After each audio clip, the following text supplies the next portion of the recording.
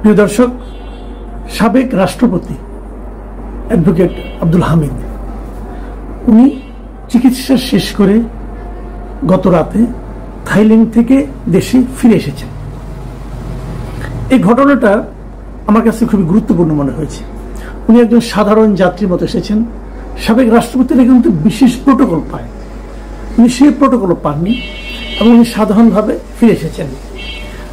মধ্যরাতের পরে প্রায় 3টার দিকে উনি এয়ারপোর্ট থেকে বেরিয়েছেন যাবতীয় কাজকর্ম শেষ করে, এবং তিনি তার বাড়িতে চলে গেছেন। পুরো 31 দিন পর উনি দেশে ফিরলেন। কিন্তু এই যে ওনার ফেরাটা, এটা যতটা গুরুত্বপূর্ণ তার চেয়েও বেশি আলোচনা কিন্তু হয়েছে ওনার যাওয়ার সময়। উনি যখন মে মাসের 7 তারিখ রাতে যান দেশ ছেড়ে, যাওয়ার পর 8 তারিখ থেকে মহা হইচই। উনি কেন গেলেন, কেন ওনাকে পালিয়ে যেতে দেওয়া হলো, ওনাকে পালিয়ে যেতে দেওয়ার পেছনে কারা দায়ী আছে, এগুলো নিয়ে নানা ধরনের প্রশ্ন উঠতে থাকলো। এবং উঠার এক পর্যায়ে আমাদের যিনি উপদেষ্টা আছেন স্বরাষ্ট্র মন্ত্রণালয় বিষয়ক লেফটেন্যান্ট জেনারেল জাহাঙ্গীর আলম চৌধুরী, উনি বললেন যে তার দেশ থেকে যারা সহায়তা করেছে তাদেরকে শাস্তির আওতায় আনা হবে, আর যদি শাস্তির আওতায় না আনতে পারেন তাহলে উনি নিজেই নাকি পদত্যাগ করে দায়িত্ব ছেড়ে চলে যাবেন। মানে ওনার যে স্বভাব, উনি এরকম প্রায় হুঙ্কার দিয়ে বলেন এটা করবেন সেটা করবেন, কাজের কাজ কিছু করেন না। এবং তখন এটা নিয়ে অনেক হইচই হলো। হইচইয়ের এক পর্যায়ে একটা কমিটি করা হলো, 3 জন উপদেষ্টাকে, সিয়ার আবরার, রিজওয়ানা হাসান, সাখাওয়াত, ব্রিগেডিয়ার সাখাওয়াত, এদের নিয়ে একটা তদন্ত কমিশন করা হলো। সেই কমিশনকে দায়িত্ব দেওয়া হলো যে তারা 15 দিনের মধ্যে রিপোর্ট দিবেন, এবং সেই রিপোর্টে ওরা জানাবেন যে কেন কাদের সহযোগিতায় এই রাষ্ট্রপতি আব্দুল হামিদ, সাবেক রাষ্ট্রপতি আব্দুল হামিদ দেশ ছেড়ে যেতে পারলেন। মানে মোটামুটি একটা হইচই কাণ্ড কারখানা। কিন্তু সেই সময় এনসিপি পক্ষ থেকে বলা হলো যে উনি কেন গেলেন, পালিয়ে গেলেন, তাকে এটা নিয়ে বিচার করতে হবে, কারা তাকে সহায়তা করেছে। সরকারের মধ্যে এখনো অনেকে আছে যা নাকি আওয়ামী লীগের দোসর, তারা এগুলো করছে, তাদেরকে আওতায় আনতে হবে, বিচারের আওতায় আনতে হবে, এগুলো অনেক কথাবার্তা। এবং তারও যে বড় কথা, এই ইস্যুটাকে কেন্দ্র করে তখন এনসিপির একজন নেতা এই হাসনাত আবদুল্লাহ উনি আন্দোলন শুরু করলেন যে এইভাবে যদি চলে যেতে থাকে তাহলে এই জন্য যাতে না যেতে দেওয়া হয়, না যেতে দেওয়ার মতো বাস্তবতা তৈরি করতে হয়, এই জন্য আওয়ামী লীগকে নিষিদ্ধ করতে হবে। এবং এই আব্দুল হামিদের যাওয়াটাকে ইস্যু করেই কিন্তু আওয়ামী লীগ নিষিদ্ধের একটা আন্দোলন শুরু করলেন। এবং দেখলাম সরকার খুব দ্রুত বেগে, অতি দ্রুততার সাথে সেই দাবিটা আংশিক মেনে নিলেন, এবং সরকার বলল যে আওয়ামী লীগের কার্যক্রম নিষিদ্ধ হবে যতদিন মধ্যে বিচার সম্পন্ন না হয়। এই সব কিছু কিন্তু আব্দুল হামিদের দেশ থেকে তথাকথিত পালিয়ে যাওয়াকে কেন্দ্র করে। এখন প্রশ্ন হলো, আব্দুল হামিদ কি পালিয়ে গিয়েছিলেন? পালিয়ে গিয়েছেন এটি তো সবাই মেনে নিয়েছিল, তাহলে স্বরাষ্ট্র উপদেষ্টা কেন বলবেন যে যারা তাকে পালিয়ে যেতে সহায়তা করেছিল তাদেরকে শাস্তির আওতায় আনা হবে? এবং উনি তো 3 জনকে শাস্তির আওতায় এনেছিলেন। কিশোরগঞ্জের পুলিশ সুপারকে প্রত্যাহার করা হয়েছিল, আরো 2 জন ইমিগ্রেশনের 2 জন ঊর্ধ্বতন কর্মকর্তাকে অব্যাহত সাময়িক বরখাস্ত বন্ধ করা হয়েছিল। তো তারা কি অপরাধী? যদি তারা অপরাধী হয়ে থাকে, আজ যখন উনি ফিরলেন চিকিৎসা শেষ করে, এখন তখন তাকে অ্যারেস্ট করা হলো না কেন? তার মানে ওনার যাওয়াটা অপরাধের পর্যায়ে ছিল না। কিন্তু ওনার যাওয়াটা অপরাধের পর্যায়ে না হয়, তাহলে যে 3 জন পুলিশ কর্মকর্তাকে আপনি শাস্তি দিলেন, সেই শাস্তিটা কি সঠিক ছিল? যদি সঠিক না হয় ওদের সেই শাস্তিটাকে প্রত্যাহার করা হবে, অবশ্যই করা উচিত। শাস্তিটা যিনি দিয়েছিলেন তার কি শাস্তি হবে? তাও তো হওয়া উচিত। শাস্তিটা কে দিয়েছিলেন? স্বরাষ্ট্র মন্ত্রণালয় দিয়েছিলেন, তো ওনাদেরকে শাস্তি হবে। দেখুন দেশটা কিভাবে চলছে। মানে একজন লোক বিদেশে গিয়েছেন, তার বিরুদ্ধে একটা মামলা হয়েছে। মামলা হয়েছে এবছরের জানুয়ারি মাসে কিশোরগঞ্জে একটা মামলা হয়েছে, যেরকম নাকি আমাদের এখানে অনেক মামলা হয়েছে। ধরেন কোথাও একটা মিছিল হয়েছে, সেই মিছিলে একজন লোক মারা গেছে, একটা স্টুডেন্ট মারা গেছে, পুলিশের গুলিতে মারা গেছে ধরে নিলাম, অথবা অন্য কোনো ভাবে মারা গেছে। সেই মামলায় আসামি করা হয়েছে 200-কে, 300-কে, 500-কে। এবং সেখানে মামলাতে শেখ হাসিনার পুত্র, শেখ হাসিনার কন্যা, শেখ হাসিনার বোন, তৎকালীন স্বরাষ্ট্রমন্ত্রী শুরু করে যার যা যত নাম মনে আছে সবাইকে সেখানে আসামি করা হয়েছে। এবং এরকম একটা মামলায়, কিশোরগঞ্জের একটা মামলায় সাবেক রাষ্ট্রপতি আব্দুল হামিদকেও আসামি করা হয়েছিল। তাহলে সেই মামলায় উনি দোষী কি দোষী না সেটা বিচার কে করবে? সেটা বিচার করার দায়িত্ব তো হলো সরকারের, তাই নয় কি? বিচার করার দায়িত্ব সরকারের, তদন্তকারী কর্মকর্তা। এখন যদি 200 লোককে আপনি বিরুদ্ধে মামলা আসামি বানিয়ে দেন, এখন 200 লোকের কেউ কি কোনো কর্মকাণ্ড করতে পারবে না? তারা কি দেশের বাইরে যেতে পারবে না, চিকিৎসা করতে পারবে না, ব্যবসা বাণিজ্য করতে পারবে না, ওদের ব্যাংক অ্যাকাউন্ট আপনি স্থগিত করে এগুলি করবেন? এর নাম আইন।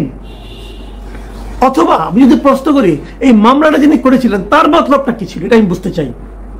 সে কি আসলেই যে মারা গিয়েছিল তার হত্যার বিচার চেয়েছেন, নাকি রাজনৈতিক ভাবে কিছু লোককে হয়রানি করতে চেয়েছেন? সে লোকটা কে, তাকে খুঁজে বের করা উচিত মনে করি। এখন যদি মামলা করলেই তার বিরুদ্ধে ধরনের আচরণ হয়, গ্রেপ্তার করা হয়, তাহলে সেটাকে কি আমি বিচার বলবো? সেটাকে আইনের শাসন বলবো? আমরা একটা মামলা হতেই পারে, আপনি আমাকেও আসামি করতে পারেন, আপনি যে কাউকে আসামি করতে পারেন, তারপর সেটাকে পুলিশ তদন্ত করবে, তদন্ত করে পুলিশ তো একটা ফাইনাল রিপোর্ট দিবে অথবা একটা চার্জশিট দিবে, যাই দিবে। দেওয়ার পর যাদের বিরুদ্ধে চার্জশিট দেওয়া হলো, যাদেরকে পুলিশ প্রাথমিকভাবে অপরাধী হিসেবে বিবেচনা করলো, তাদের বিরুদ্ধে কেবল গ্রেপ্তারি পরোয়ানা জারি হতে পারে, তাও সেটা আদালত দিবে। সেভাবে হচ্ছে আমাদের এখানে। আমাদের অনেক সাংবাদিক বিরুদ্ধে মামলা আছে, গ্রেপ্তার করা হয়েছে, অনেক ব্যবসায়ীকে গ্রেপ্তার করা হয়েছে। কেন? ওই 132 জনের মধ্যে হয়তো উনি আছে 99তম। এটা কি সুশাসন? কিছু বললে পরে স্বৈরাচারের দোষর এগুলি বলে একটা ট্যাগ দিয়ে তারপর তার বিরুদ্ধে বিচার করা হবে, তার বিরুদ্ধে গণ আদালত কি করা হবে না করা হবে, মানে গায়ের জোরে দেশ চলছে। আমরা তো একটা গায়ের জোরে দেশ চালাচ্ছিল শেখ হাসিনা, আমরা তো সেখান থেকে বাঁচার জন্যই নতুন কিছু চেয়েছি, তাদেরকে এই দেশ থেকে আমরা তাড়িয়ে দিয়েছি। তারপর আমরা কি পাচ্ছি, এগুলি কি দেখছি, এগুলো ট্যাগ দিয়ে লাগিয়ে দিলেন আপনি। ইচ্ছা হলো একজনকে মামলা, জেরাই খান পান্নার বিরুদ্ধে মামলা করলেন, তারপর দেখা গেলো বাদী জেরাই খান পান্নাকে চেনে না। তারপরে কি হলো, জেরাই খান পান্নাকে তার ওই আসামির তালিকা থেকে তাকে সরিয়ে দেওয়া হলো। তো অন্যান্য যারা আছে তাদেরকে সবাইকে উনি চেনেন। উনি বললেন, ওই বাদী বললেন, জামাত এবং বিএনপির আইনজীবীরা তাকে নিয়ে পরিচিত করেছে। বোঝাই গেল এই হয়রানিমূলক মামলার পেছনে মূল দায়িত্ব কে নিয়েছে? জামাত এবং বিএনপির আইনজীবীরা। তাদের বিরুদ্ধে কোনো অ্যাকশন হয়েছে? হয়নি। কিন্তু যেটা এখান পান্না একটু পাওয়ারফুল লোক, আপনার প্রত্যাহার করে নিয়েছেন, অন্য দুইগুলি করলেন না কেন? করেননি তো। আজকে কি হলো দেখেন, এই কথাটা বললাম কেন? আজকে যখন এই ঘটনাটা ঘটেছে তখন কিন্তু আবার স্বরাষ্ট্র উপদেষ্টাকে জিজ্ঞাসা করা হয়েছে যে আপনি এখন তো ওনাকে গ্রেপ্তার করলেন না। উনি কি বলেছেন? উনি বলেছেন তদন্ত হওয়ার পর যে দোষী তাকে আইনের আওতায় আনা হবে। আপনারাই বলেছেন নির্দোষরা যাতে সাজা না পায়, এজন্য আমাদের তদন্তটা করতে দেন। তদন্ত করার পর যেই দোষী হোক না কেন, কাউকে আইনের বাইরে রাখা হবে না, আমরা তাকে আইনের আওতায় নিয়ে আসব। এই যে কথাটা স্বরাষ্ট্র উপদেষ্টা আজকে বললেন, এটা কি সব মামলার ক্ষেত্রে প্রযোজ্য? তদন্ত না করে কি সবাইকে গ্রেপ্তার করা হচ্ছে না? অনেককে গ্রেপ্তার করা হচ্ছে। আইনের শাসন আপনি কিভাবে কায়েম করবেন? আপনি কি একমাত্র আব্দুল হামিদের ক্ষেত্রে আইনের শাসন কায়েম করবেন? আব্দুল হামিদ 10 বছর প্রেসিডেন্ট ছিলেন। এই 10 বছর ধরে আওয়ামী লীগের ছিলেন না। অনেকে বলেন হ্যাঁ উনি 10 বছর প্রেসিডেন্ট ছিলেন, উনি শেখ হাসিনাকে থামালেন না কেন? থামানো যায়? যিনি বলেন তিনি থামানোর চেষ্টা করেছিলেন। এখন যা হচ্ছে, এখন যে অনিয়ম হচ্ছে, এটা কেউ থামানোর চেষ্টা করছে? এখন যে মব ভায়োলেন্স হচ্ছে, কেউ থামানোর চেষ্টা করছে? যখন এই সরকার না থাকবে, যখন নতুন সরকার আসবে, তখন যখন প্রশ্ন করবে যে আপনি থামানোর চেষ্টা করলেন না কেন, কি বলবেন আপনারা?